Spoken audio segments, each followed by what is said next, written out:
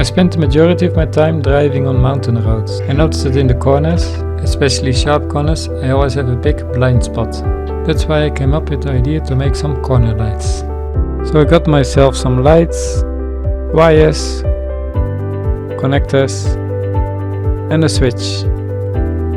Having received everything, the first thing was to find out which wire of the switch was doing what, because it was not described.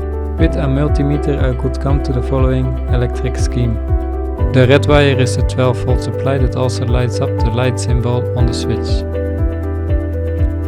The black wire is the earth. The blue wire lights up the small square light, and is in my understanding the 12 volt supply for the output, which is the yellow wire.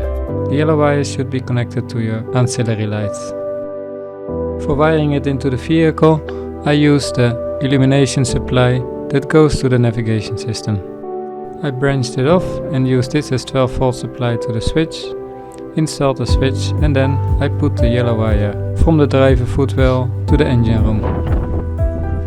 To mount the lights to the vehicle, I bought some brackets at the local DIY shop and adjusted them. As such, I can mount them on the hood hinges by exchanging the standard hood hinge bolt with a more extended hood hinge bolt. After fitting the lights, I could complete the wiring in the engine room. Before I show you the final results, let's head into the costs of this DIY light project.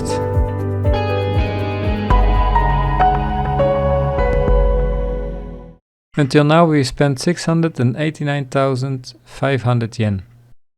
I bought the two LED lights for 2,500 yen. The switch for the dashboard was 500 yen. Then I had to order some wires, connectors and some tools, which costed me around 5,000 yen, but of course this I can reuse again in the future.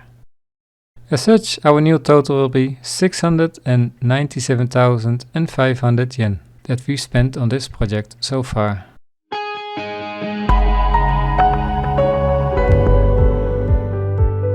This is how the engine bay looks.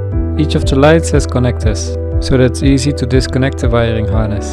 And each of the lights are individually grounded. I have put the lights high up on the windshield cowl and aimed towards the side of the vehicle. As such, the corner light is most effective for me. Here's a closer look up on the brackets. I got the black brackets from the DIY shop and the silver brackets came together with the lights.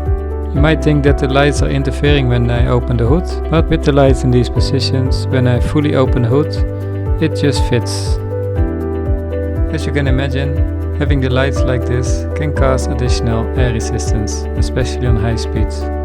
No problem, because in a few seconds I can adjust the lights such that they are flush against the windshield.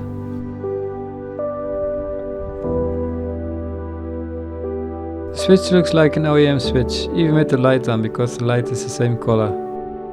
Although here on the video it looks a bit different color.